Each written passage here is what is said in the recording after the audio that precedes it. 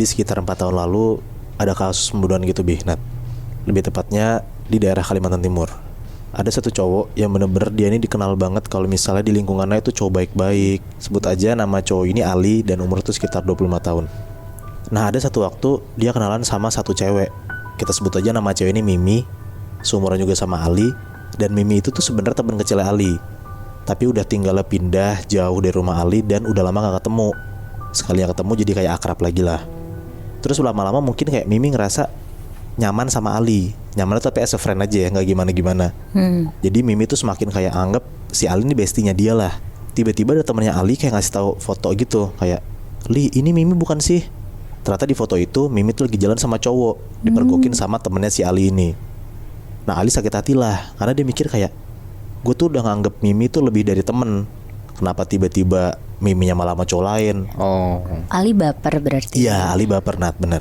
Ali sakit hati, sekali dua kali, Ali tuh masih nggak biasa aja lah kayak dia batin sendiri. Lama-lama ada satu waktu Mimi tuh pinjem mobil ke Ali. Dan ternyata pas dipinjemin sama Ali, besokannya ketahuan kalau misalnya Mimi minjem mobil ke Ali buat jalan sama cowok. Singkat cerita, Ali tuh dendam banget lah sama Mimi. Dia sakit hati banget, dia tuh gak bisa mikir jernih. Dan dia tuh langsung berubah 180 derajat. Yang tadinya baik banget ke orang-orang, jadi murung, jadi gak mau keluar kamar, gak mau ngobrol sama sekali. Intinya kayak Ali tuh sakit hati banget lah sama tingkah lakunya Mimi ini. Satu malam, saking Ali udah keselnya banget sama Mimi, tiba-tiba Ali datang ke rumah Mimi. Pas dilihat ternyata Mimi lagi sendirian di rumah, gak ada orang sama sekali. Diajak jalan lah sama si Ali ini. Mimi mau tuh diajak jalan. Terus pas banget mereka lagi jalan berdua, diajaklah ke kayak pinggir jalan dekat sungai gitu. Nongkrong lah di sana. Pas mereka lagi ngobrol, tiba-tiba Ali bilang ke Mimi kayak, "Mi sebentar ya, aku mau ngambil jaket dulu di mobil." Terus ternyata Ali tuh nggak ngambil jaket doang, tapi dia ngambil senjata tajam Nat, kayak ngambil pisau gitu. Waduh. Setelah dari mobil balik ke tempat duduk yang sebelah sungai itu, si Ali tuh ngomong, "Mi makasih ya, kamu udah bikin aku kayak gini." Habis ngomong kayak gitu Mimi bingung lah kayak, ini kenapa si Ali? Nengoklah Mimi ke Ali. Pas dia nengok, tiba-tiba Ali tuh langsung sekap Mimi gitu loh. Nyangkap Mimi pakai jaket, diikat gitu, akhirnya ditusuk langsung sama si Ali. Pas banget lagi jalan naik ke atas, naik tangga, si Ali tuh denger kayak suara cewek ngomong, "Ali udah pulang." Nah suaranya itu kata Ali persis banget kayak suaranya Mimi. Gue dapet cerita ini dari temen gue, namanya Hendra. Hendra ini punya nenek, kelahiran tahun 1932, jadi umurnya tuh udah 70-an di tahun 2011. Oke. Jadi tahun 2011-an itu neneknya Hendra ini tuh ngeluh sakit punggung. Dan setelah itu beberapa tahun lewat, neneknya Hendra ini sakitnya makin parah Moy. Nah, gak bisa bangun dari tidur, diajak ngobrol juga gak bisa. Dan gak ngenalin anak cucunya juga. Beneran udah parah banget lah. Akhirnya di tahun 2013-2014an neneknya ini pindah ke rumahnya Hendra. Diurus sama keluarganya Hendra lah. Bokapnya Hendra tuh kenal terapis gitu Moy. Nah, dicoba cek tuh neneknya tuh kenapa. Dan di situ keadaannya Hendra ini ngeliat banget kaki neneknya ini cuma dipegang sama si terapisnya itu. Terus neneknya tuh teriak-teriak, "Aduh Gusti, sakit banget ya Allah, Gusti Allah, angkat aja." Kayak gitu. Dan itu pertama kalinya Moy. Nah setelah bertahun-tahun neneknya tuh bisa ngomong jelas. Udah tuh setelah dipegang kaki, dipegang sama terapisnya ini ke bagian punggung neneknya. Udah selesai dipegang punggungnya, cuma disentuh doang, neneknya ini langsung pingsan.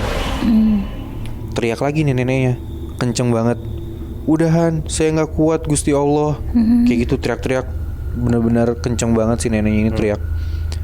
Dimarahin tuh sama Pak Rohman, "Gak ada Gusti Allah, adanya hanya Allah." Kata Pak Rohman gitu, "Gak ada ya Bu ya." Terus lanjut tuh si Bu Rohman, si istrinya Pak Rohman ini narik pelan-pelan, ditarik.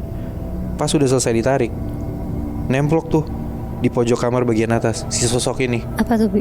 Si Hendra tuh ngeliat dari luar Nat. Sosoknya tuh cuman sekelebat bayangan hitam gitu, tapi ada matanya, terus rambutnya panjang.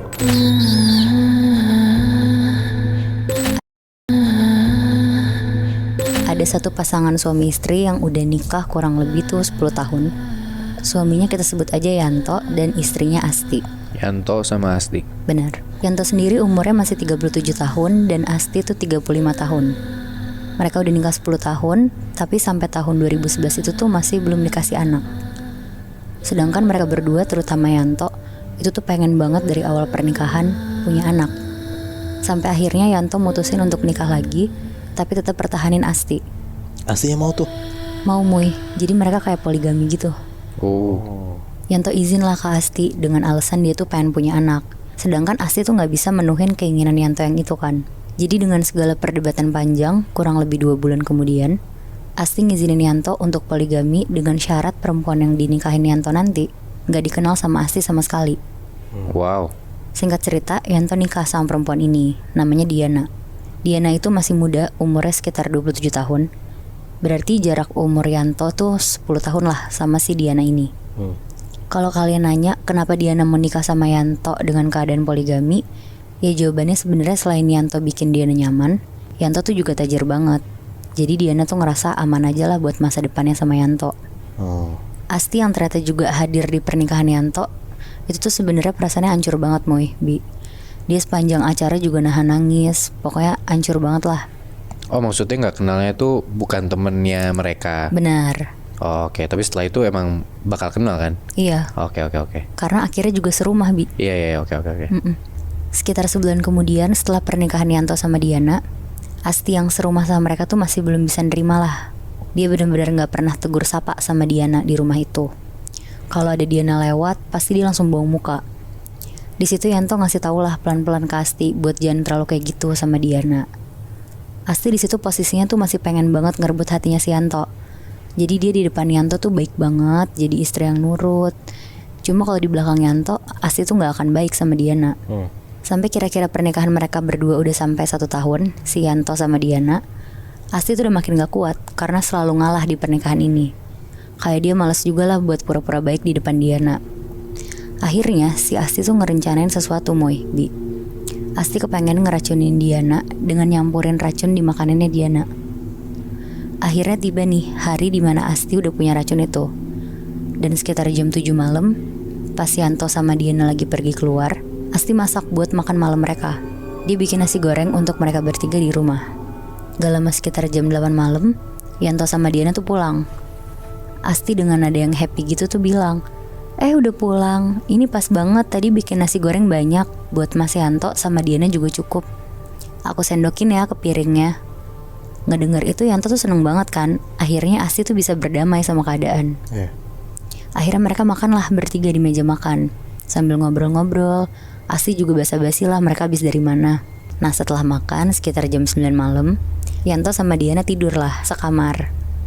Asti yang tidur sendiri di kamar tuh deg-degan sekaligus gak sabar banget buat ngelihat hasil dari racun itu, berfungsi atau enggak. Dan bener aja Moy, Bi, sekitar jam 1 pagi, Yanto teriak-teriak histeris dari dalam kamarnya dia.